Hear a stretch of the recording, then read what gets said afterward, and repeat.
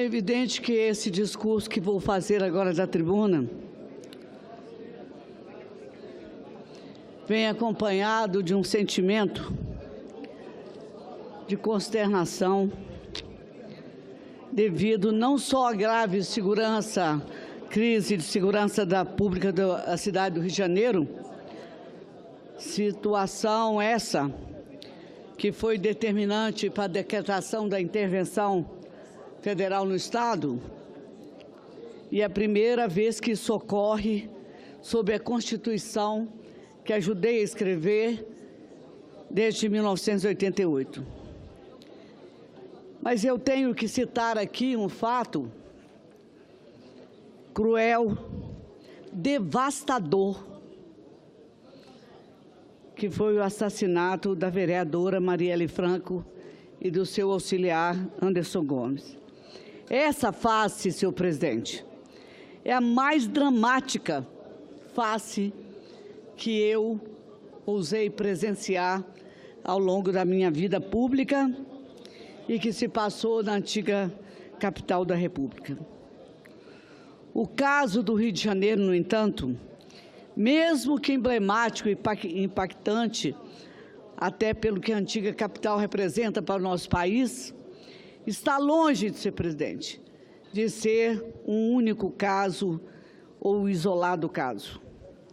O fato, senhor presidente, que vivemos no Brasil, e isso já há muito tempo, uma explosão de violência, uma epidemia, como algumas vezes se diz com razão, já que há mesmo um aspecto patológico desse fenômeno da questão da segurança pública. Situação que, por sua vez, e por sua extensão, lembra os efeitos de uma guerra civil. Em 15 anos, senhoras senadoras e senhores senadores, entre 2001 e 2015, quase 800 mil pessoas foram assassinadas no Brasil, o que dá, em média, 143 pessoas por dia, 6 por hora, uma a cada 10 minutos. Como chegamos nesse ponto, senhor presidente? Por que estamos vivendo e convivendo com essa barbárie todos os dias? O que foi que nós deixamos de fazer?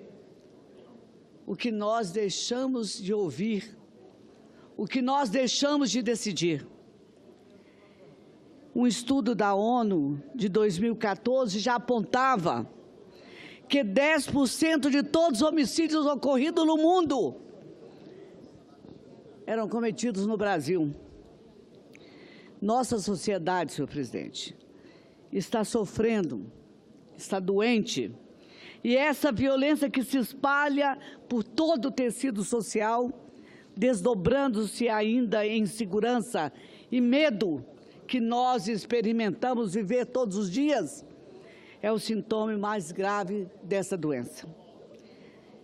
Me preocupa, sobretudo, é o que os dados mostram, é que a situação está piorando. Entre 2005 e 2015, o número de homicídios no Brasil cresceu algo entre 48 e 50 mil por ano, para cerca de 60 mil. Passamos de uma taxa de cerca de 26 assassinatos por cada 100 mil habitantes para algo próximo a 30. Há uma nítida aceleração na escalada violenta que acomete, que assola a nossa sociedade. E se não fizermos nada, como não fizemos no passado, para enfrentar essa tendência, tornamos-nos, sem sombra de dúvida, senhor presidente, cúmplice dela. Eu chamo atenção para um aspecto particularmente perverso e danoso dessa violência homicida. É que ela vitima, sobretudo, a juventude. Quase 54% dos homicídios ocorridos em 2015 vitimaram homens jovens entre 15 e 19 anos. No início dos anos de 1980, senhor presidente Dário, que assume a mesa, o pico da taxa de homicídio dava-se aos 25 anos. Hoje, aos 21 anos. Ou seja, os jovens, senhor presidente, morrem cada vez mais cedo, vitimados pela violência homicida. Não podemos ignorar os efeitos demográficos dessa tendência, que serão inevitavelmente sentidos no médio e longo prazo. As mulheres não estão isentas de sofrer os efeitos dessa violência homicida. Pelo contrário, entre 1980 e 2013, a taxa de homicídio de mulheres passou de 2,3% por 100 mil habitantes para 4,8%, um aumento de 111,1%. A promulgação da Lei Maria da Penha, em 2006, arrefeceu momentaneamente o ritmo de crescimento dessa taxa, mas não deteve seu aumento. Recentemente foi introduzida na nossa legislação a figura do feminicídio. Ainda faltam, para que a gente possa comentar aqui dessa tribuna, dados mais precisos sobre a ocorrência de feminicídios no Brasil. Mas temos alguns indicadores que nos permitem começar a delinear o quadro. Com base em dados no Sistema de Informação de Agravos de Notificação do Ministério da Saúde, que registra o atendimento do SUS provocados por violência, a pesquisa Mapa da Violência de 2015 concluiu que em 2013, dos 4.762 homicídios de mulheres registrados pelo Sistema de Informações de Mortalidade, 2.394, isso é, 50,3% do total daquele ano, foram perpetrados por um familiar da vítima. Ora, um dos critérios de identificação do feminicídio, senhor presidente, é a violência praticada no contexto doméstico e familiar, a exemplo do que vimos no jornal há uns 10 dias passados, praticado também com uma professora no meu estado. Esse número indica, portanto, que em 2013 ocorreram cerca de 7 feminicídios diários, senhor presidente, cujo autor foi um familiar.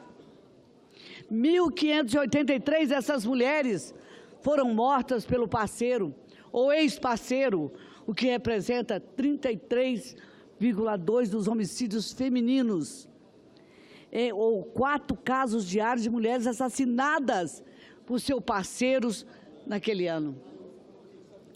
A tragédia dentro da tragédia da violência. Por exemplo, a cor da pele e o sexo aumentam o risco de morte. No Espírito Santo, de acordo com o Índice de Vulnerabilidade Juvenil à Violência da Secretaria Nacional da Juventude, o risco comparativo entre uma jovem negra e uma branca é de 3,5 vezes maior para as negras. Já o risco relativo de um jovem negro, homens e mulheres, ser vítima de homicídio em relação a um jovem branco é de 2,7 no Brasil. No Espírito Santo, meu estado, 5,5%. E não podemos esquecer, senhor presidente, que especialmente no caso das mulheres, crianças, idosos, a violência homicida é apenas o aspecto mais grave e trágico da questão.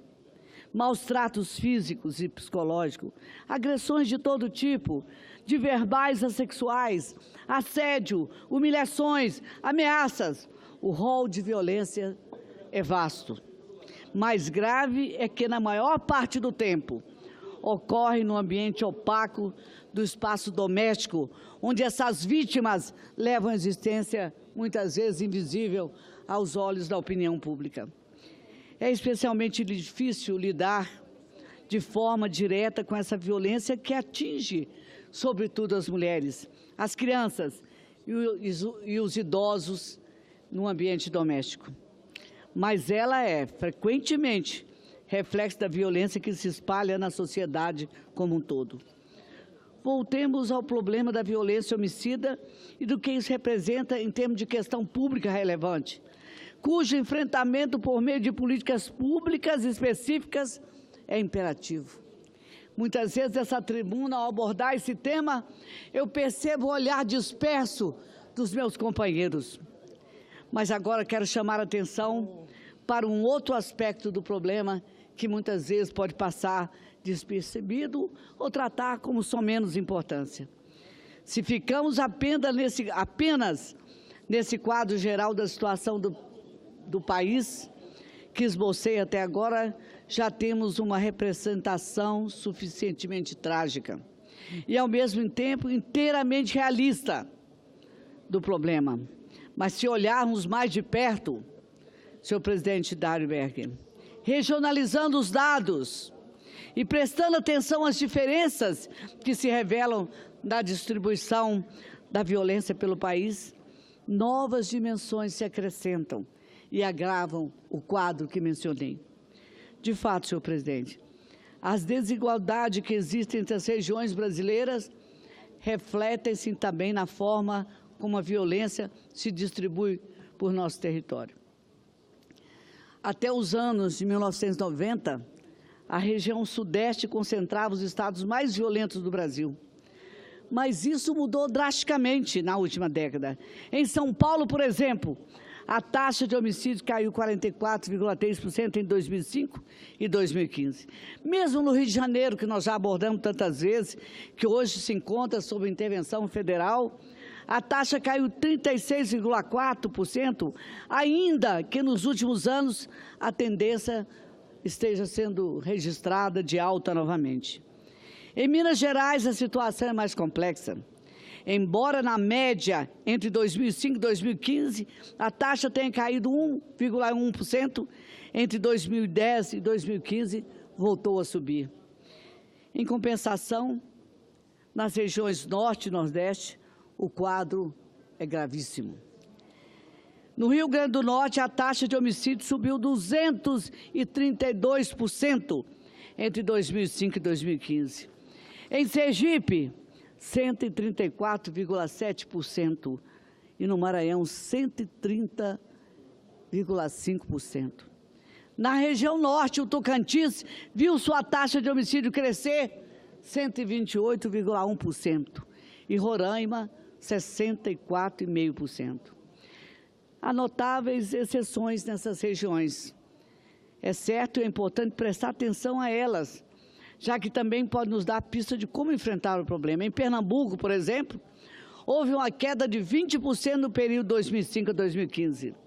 Embora, a partir de 2014, a taxa tenha voltado a crescer fortemente. Em Alagoas, ainda que a taxa em 2015 tenha ficado em 31,2% mais alta que 2005, entre 2010 e 2015, desacelerou e chegou a cair 21,8%. O Espírito Santo, meu estado, senador Ricardo Ferraço, enfrenta a situação difícil. De acordo com o Anuário Brasileiro de Segurança Pública, em 2016, foram registradas 1.296 mortes violentas no Espírito Santo. Em termos percentuais, o estado registrou 32,6 mortes violentas por 100 mil habitantes, número semelhante a dos estados como o do Rio de Janeiro. A pior notícia é de que o que poderia ser uma tragédia eventual transformou-se numa tragédia cotidiana em nosso país. De acordo com o portal G1 do Espírito Santo, em 2016 e 2017 houve um aumento de 14,4% no número de homicídios em solo capixaba. Em 2016, foram 873 homicídios. Em 2017, 999. O período considerado foi o de 26 de fevereiro a 30 de novembro de cada ano. O mesmo portal G1 decidiu isolar o começo de 2017, quando a greve de 22 dias de policiais deixou um saldo de 210 assassinatos, de acordo com o Ministério Público Estadual. Greve que, inclusive, provoca sequelas até hoje. A violência tem várias causas, mas certamente a falta de investimento adequada na preparação das forças policiais, que devem ser treinadas e equipadas, está entre as causas mais significativas. Penitenciárias que se parecem com centrais do crime organizado também contam para fomentar essa tragédia que decepa a vida de milhares de brasileiros e arruína a vida de um número maior de familiares das vítimas. Outra grande causa é a impunidade. No Espírito Santo, apenas para citar um exemplo, 86% das investigações não chegam ao judiciário. E é interessante observar exemplos bem-sucedidos. É o caso de Pernambuco, que durante alguns anos logrou estancar a violência homicida e destacar-se no cenário violento que se instalou em outros estados nordestinos. Lá, um programa do governo estadual chamado Pacto pela Vida fez a diferença, desde que foi implantado em 2007. Ainda que, a partir de 2014, a violência tenha voltado a aumentar em Pernambuco, com os índices regredindo aos níveis de 2009. É preciso apostar na ideia de que o Estado precisa ocupar os espaços sociais vazios de proteção e, portanto, estados socialmente vulneráveis, garantindo efetivamente o acesso das pessoas a serviços que lhes são devidos e que proporcionam mais qualidade de vida. O Brasil parece ter olhado transversalmente para o problema da violência.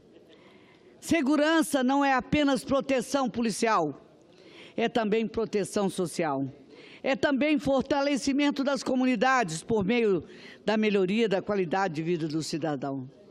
Seja como for, senhoras e senhores senadores, o que esses exemplos mostram é que a ação do Estado é decisiva no enfrentamento à violência, seja no sentido de revigorar o sistema de segurança pública, atuando na repressão e no combate à criminalidade, seja garantindo à população os serviços e os meios necessários para que possam viver e prosperar sem precisar recorrer à violência.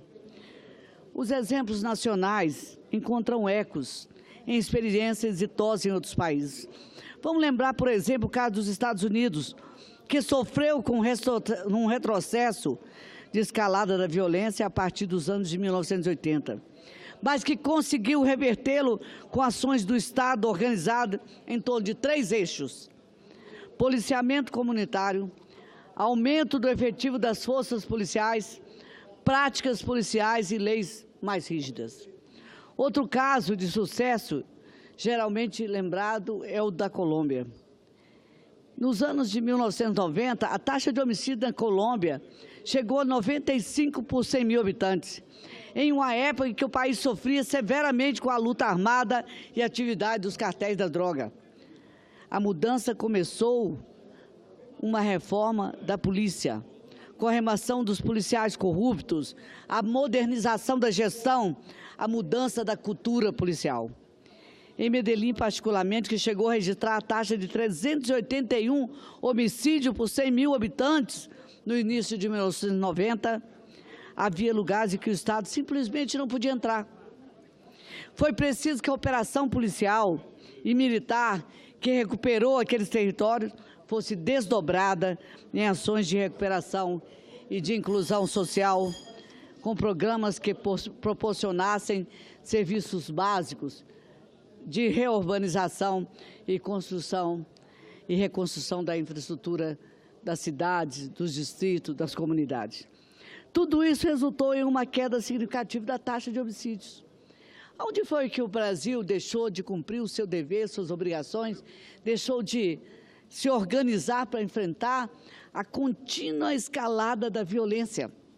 Enfim, senhor presidente, os exemplos nacionais e internacionais nos mostram que uma ação estatal coordenada, e isso tem que ficar sempre lembrado, para que a gente amanhã, ao eleger um presidente da República, ele tenha compromisso com a questão da segurança pública, compromisso social para ajudar a questão da segurança pública e, sobretudo, comprometimento na administração pública, local e nacional, envolvendo tanto a segurança pública quanto a segurança social. É imprescindível esses mecanismos para que a gente possa partir para o enfrentamento eficaz do problema da violência. Cabe nos perguntar o que nós, parlamentares, podemos fazer a esse respeito, dentro do esforço do Estado para enfrentar a violência homicida. Somos legisladores. Legisladores têm papel a desempenhar. É o esforço de aperfeiçoar.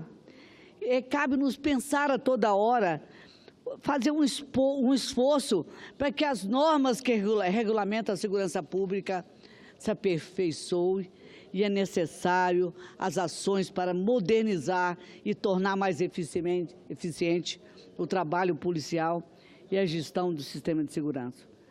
É assim, senhor presidente, nesse sentido, que eu gostaria aqui de lembrar uma proposta de emenda à Constituição apresentada por mim e subscrita por diversos senadores e senadoras, que propõe a federalização dos órgãos de segurança pública.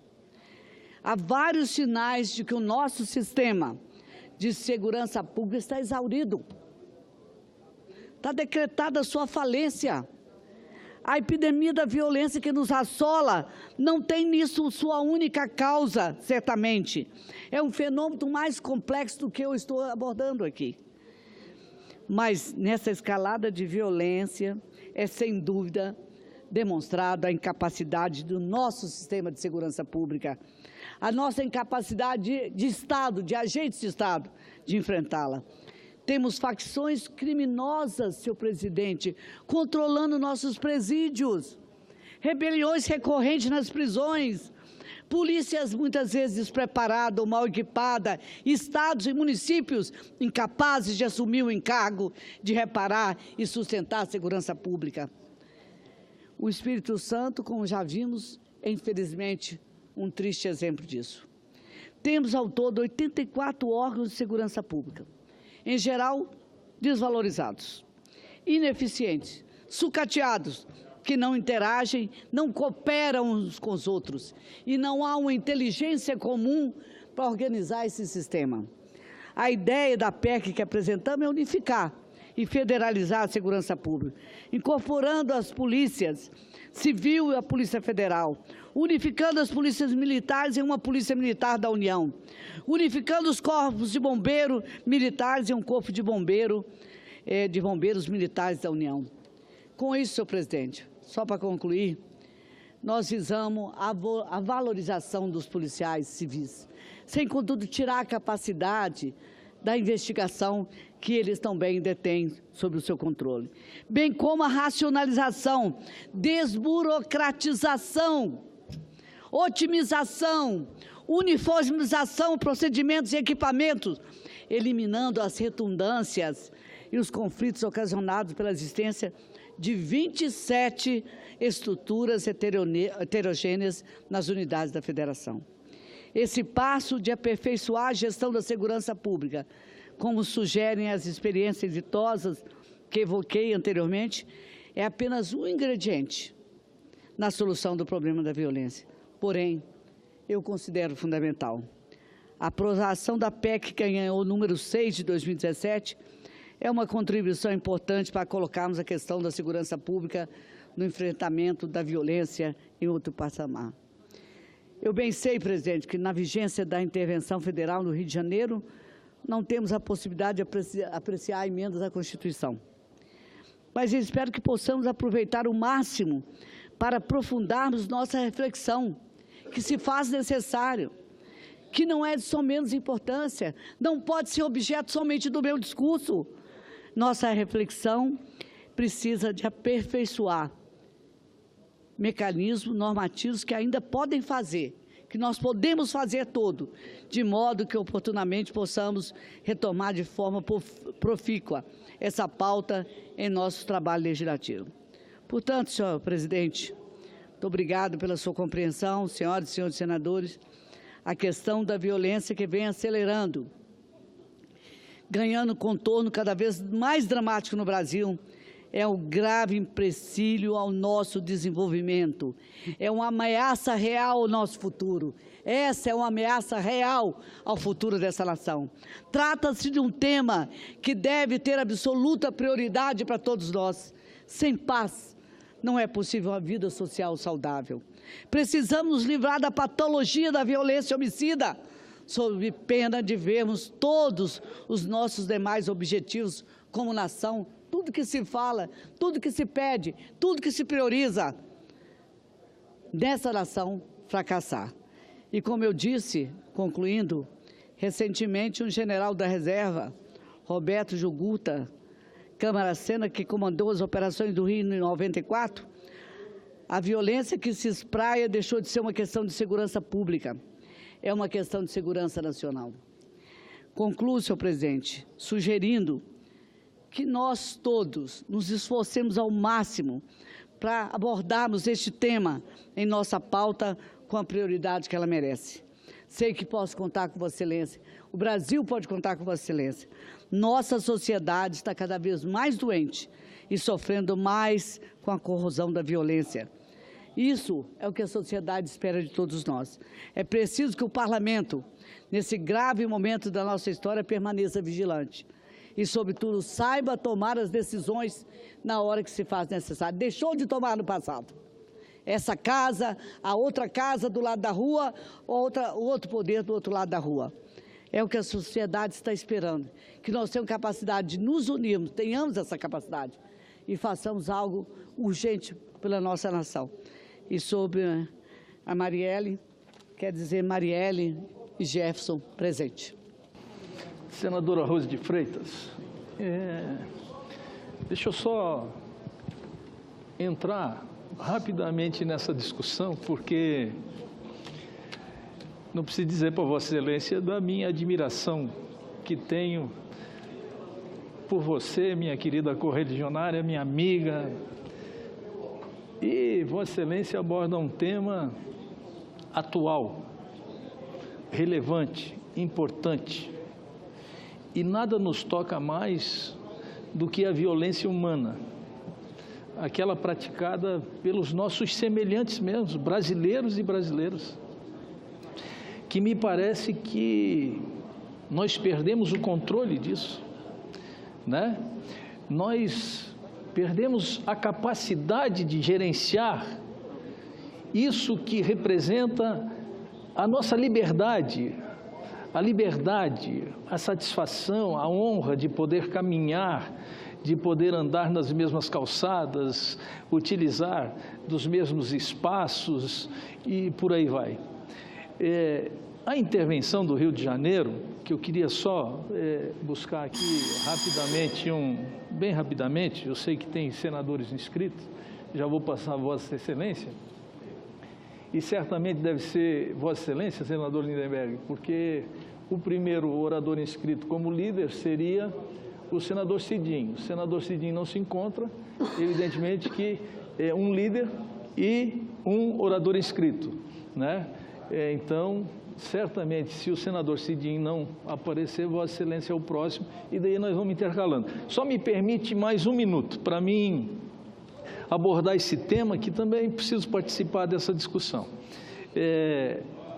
Essa intervenção no Rio de Janeiro, ela, evidentemente que se faz necessária, ela é importante, mas esse não é um problema do Rio de Janeiro. Isso é um problema de Florianópolis, a capital mais segura do Brasil. Quero dar um dado para Vossa Excelência. A Organização das Nações Unidas estabelece que uma taxa de 10 para cada 100 mil habitantes é normal. Vossa Excelência sabe quanto que foi a última taxa em Florianópolis? Foi de 30,7%. Em Joinville, 22%, em Chapecó, 17%, em São José, 16%, e em Blumenau, 11%. Só para demonstrar para Vossa Excelência que o problema da violência hoje não é um problema do Rio de Janeiro, muito pelo contrário. Com certeza. O problema do Rio de Janeiro é muito mais amplo do que a violência, que chegamos no fim de um ciclo no Rio de Janeiro, com as instituições todas degradadas, com a autoestima lá embaixo do povo do Rio de Janeiro com relação às instituições e à classe dominante, à classe política e etc. e tal. Portanto, esse é um tema que merece de nossa parte uma ampla análise. Eu ainda continuo sempre achando, e vou continuar achando, que o resultado dessa violência toda, talvez não toda, mas boa parte dela, se não a maior parte, está diretamente relacionada às desigualdades que existem no Brasil. Porque os traficantes, a violência só se prevalece de onde não existe o Estado, onde o Estado é omisso. E, na verdade, o Estado no Rio de Janeiro, em função das favelas, que são múltiplas, ele é omisso. Os nossos jovens não têm oportunidade de emprego. E quando os nossos jovens têm aqui um dado de que as maiores vítimas são jovens de 17 a 23 anos. Desses, 73% das mortes são de negros. Mas por que eles morrem? Porque certamente eles não tiveram a oportunidade que nós tivemos.